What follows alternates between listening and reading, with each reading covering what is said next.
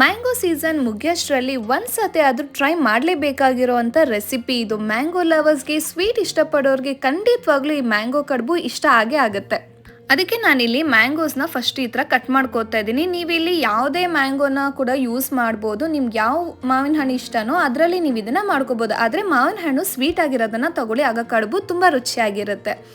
ಇದನ್ನು ನಾನು ಸಣ್ಣ ಸಣ್ಣ ಪೀಸಸ್ ಮಾಡಿಕೊಂಡು 1 ಬೌಲಷ್ಟು ತೊಗೊಂಡಿದ್ದೀನಿ.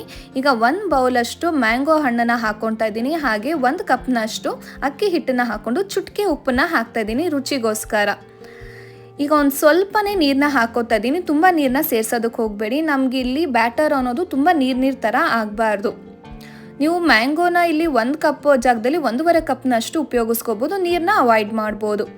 ನೋಡಿ, ಈಗ ಇಲ್ಲಿ ನಾನು ಮ್ಯಾಂಗೋಸು ಮತ್ತು ಅಕ್ಕಿ ಹಿಟ್ಟನ್ನ ರುಬ್ಕೊಂಡಿದ್ದೀನಿ. ನೆಕ್ಸ್ಟ್ ಇಲ್ಲಿ ಹೂರಣಕ್ಕೆ ಕಾಯಿನ ತೊಗೊಂಡಿದ್ದೀನಿ. ಫ್ರೆಶ್ ಆಗಿರೋ ಕಾಯಿ ತೊಗೊಂಡ್ರೆ ತುಂಬ ಚೆನ್ನಾಗಿರುತ್ತೆ.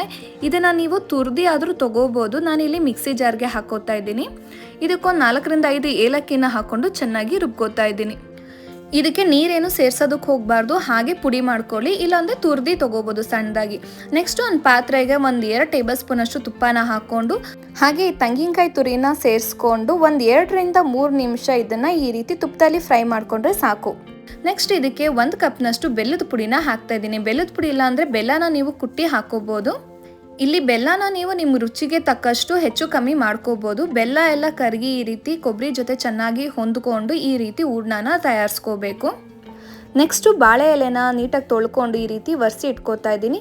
ನೆಕ್ಸ್ಟ್ ಇದನ್ನು ನಮ್ಮ ಕಡುಬಿಗೆ ಬೇಕಾಗಿರೋ ಶೇಪ್ಗೆ ನಾವು ಈ ಬಾಳೆ ಎಲೆನ ಕಟ್ ಮಾಡ್ಕೊಳ್ಳೋಣ. ಈ ರೀತಿ ಕಟ್ ಮಾಡಿಕೊಂಡು ಇಟ್ಕೊಳ್ಳಿ. ಈಗ ಬಾಳೆ ಎಲೆ, ಹೂರಣ, ಹಿಟ್ಟು ಎಲ್ಲನೂ ರೆಡಿ ಆಗಿದೆ. ಈಗ ಒಂದು ಬಾಳೆ ಎಲೆ ತೊಗೊಂಡು ಅದಕ್ಕೆ ನಾವು ಹಿಟ್ಟನ್ನು ಈ ರೀತಿ ಸ್ಪ್ರೆಡ್ ಮಾಡ್ಕೊಳ್ಳೋಣ. ತುಂಬ ತೆಳುವಾಗಿ ಅಥವಾ ತುಂಬ ಮಂದನೂ ಮಾಡ್ಕೋಬೇಡಿ, ಮೀಡಿಯಮ್ ಆಗಿ ಹಾಕ್ಕೊಳ್ಳಿ. ಅದ್ರ ಮಧ್ಯದಲ್ಲಿ ಈ ರೀತಿ ಕೊಬ್ಬರಿ ಹೂರಣನ ಹಾಕೋತಾ ಇದ್ದೀನಿ. ಈ ರೀತಿ ನೀಟಾಗಿ ಮರ್ಚಿ ತೊಗೊಳ್ಳಿ. ಇದೇ ರೀತಿ ನಾನೊಂದು 2-3 ಕಡುಬನ್ನ ಮಾಡಿ ಇಟ್ಕೋತಾ ಇದ್ದೀನಿ. ಆಲ್ರೆಡಿ ನಾನು ಸ್ಟೀಮ್ ಮಾಡೋದಕ್ಕೆ ಪಾತ್ರೆನ ಬಿಸಿ ಇಟ್ಟಿದ್ದೀನಿ. ಈಗ ಒಂದೊಂದಾಗಿ ನಾನು ಇದನ್ನು ಸ್ಟೀಮರಲ್ಲಿ ಇಟ್ಕೋತಾ ಇದ್ದೀನಿ. ಇದು ನೀವು ಆರಾಮಾಗಿ ಒಂದ್ರ ಮೇಲೆ ಒಂದು ಜೋಡಿಸ್ತಾ ಹೋಗ್ಬೋದು, ಏನಾಗೋದಿಲ್ಲ. ನೆಕ್ಸ್ಟ್ ಇದನ್ನು ಒಂದು 10 ರಿಂದ 12 ನಿಮಿಷ ಇದನ್ನು ಸ್ಟೀಮಲ್ಲಿ ಬೇಯಿಸ್ಕೊಳ್ಳಿ.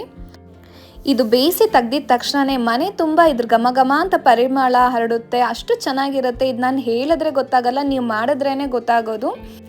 ಮಾಡೋದು ತುಂಬಾ ಸುಲಭ, ತುಂಬ ರುಚಿಯಾಗಿರುತ್ತೆ. ಇದನ್ನು ಮ್ಯಾಂಗೋ ಪೀಸಸ್ ಮತ್ತು ಒಂದು ಸ್ವಲ್ಪ ತುಪ್ಪನ ಹಾಕ್ಕೊಂಡು ಸರ್ವ್ ಮಾಡ್ತಾಯಿದ್ದೀನಿ. ತುಪ್ಪ ಹಾಕೋದ್ರಿಂದ ಇದ್ರ ಟೇಸ್ಟ್ ಡಬಲ್ ಆಗುತ್ತೆ. ಇದನ್ನು ನೀವು ದೇವ್ರ ನೈವೇದ್ಯಕ್ಕೂ ಕೂಡ ಮಾಡ್ಕೋಬೋದು, ತುಂಬ ಚೆನ್ನಾಗಿರುತ್ತೆ. ಸೊ ಮ್ಯಾಂಗೋ ಸೀಸನ್ ಮುಗಿಯೋಷ್ಟರಲ್ಲಿ ಒಂದು ಸತಿ ಆದರೂ ನೀವು ಈ ರೆಸಿಪಿನ ಟ್ರೈ ಮಾಡಿ. ಈ ರೆಸಿಪಿ ನಿಮಗೆ 100% ಇಷ್ಟ ಆಗುತ್ತೆ. ವಿಡಿಯೋ ಇಷ್ಟ ಆಗಿದ್ರೆ ವಿಡಿಯೋಗೊಂದು ಲೈಕ್ ಮಾಡಿ, ನಿಮ್ಮ ಫ್ರೆಂಡ್ಸ್ ಆ್ಯಂಡ್ ಫ್ಯಾಮಿಲಿ ಮೆಂಬರ್ಸ್ ಜೊತೆ ಶೇರ್ ಮಾಡ್ತಾ ನನ್ನ ಚಾನಲ್ನ ದಯವಿಟ್ಟು ಸಬ್ಸ್ಕ್ರೈಬ್ ಆಗಿ ಫ್ರೆಂಡ್ಸ್. Thank you.